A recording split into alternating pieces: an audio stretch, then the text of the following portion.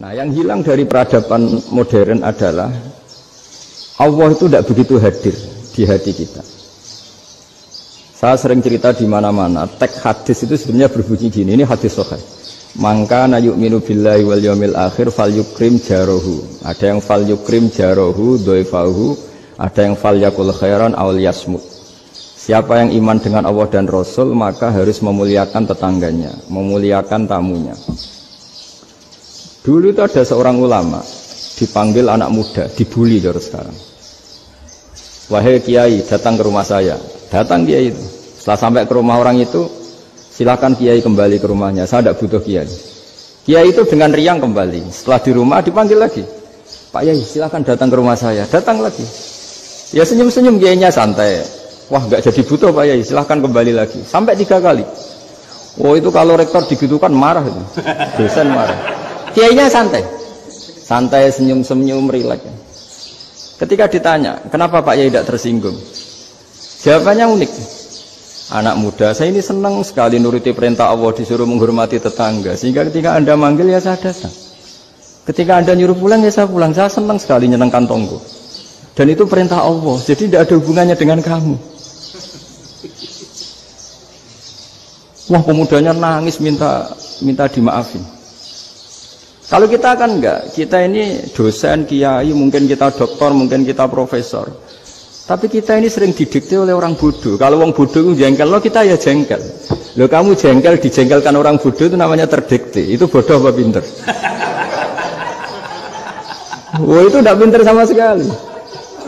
Kalau betul-betul kamu pinter, hanya bisa didikte oleh Allah Subhanahu wa Ta'ala. Jadi antara hukum Allah apa? Wa ahsin man asa'a ilaika, berbuatlah baik sama orang yang berbuat buruk sama Anda. Itu dikteannya Allah. Kalau dikteannya orang-orang bodoh kayak dimangkel ben mangkel, terus kamu mangkel. Itu bodoh apa pinter? Nah, problem kita kekinian adalah wong pinter, wong bodoh itu podo-podo bisa didikte oleh sekelilingnya.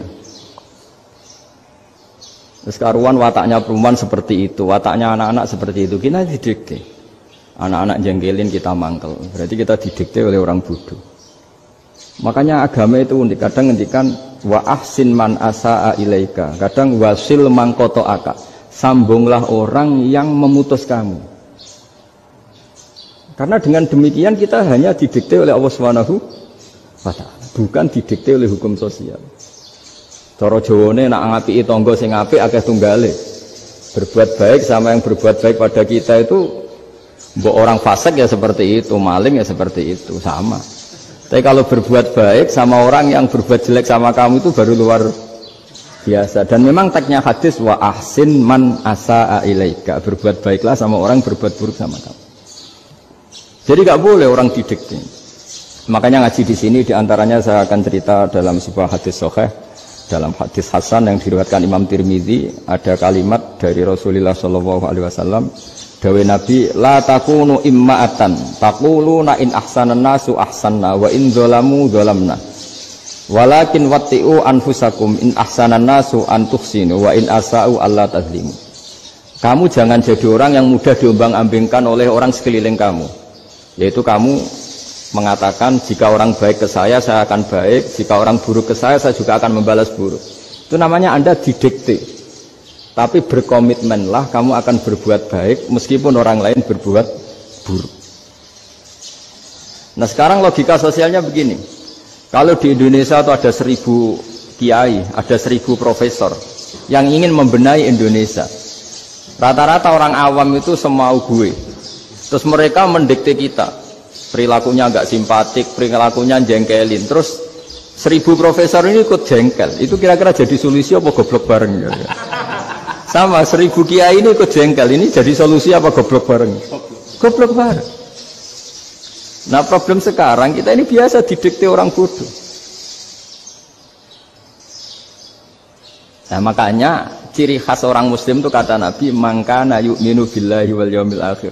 Jadi baik tetangga karena perintahnya Allah dan Rasul. Pentingnya apa? Bedanya karena berbuat baik ini perintahnya Allah, mbok tangga apik lah kita tetap apik karena perintahnya Allah dan Rasul. Begitu juga dengan hubungan dengan istri, dengan anak.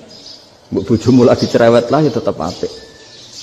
Karena dengan cara itu kita hanya tunduk kepada Allah dan Rasul. Tapi kalau kamu, istri saya kalau baik ya saya baik, kalau enggak ya enggak. Berarti Anda didikte oleh perilakunya dia.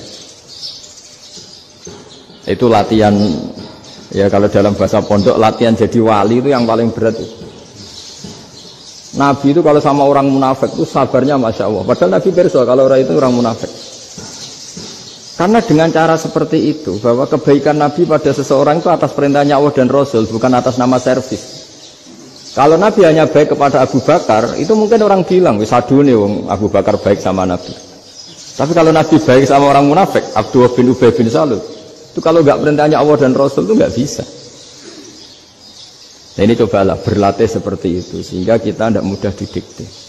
Ya saya ulang lagi, nggak mudah apa? Didikte.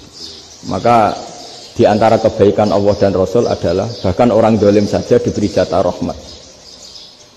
Makanya tadi seperti mukadimah yang dibaca Pak Haris tadi, agama ini rahmatan lil alamin. Orang yang dolim saja dapat jatah apa?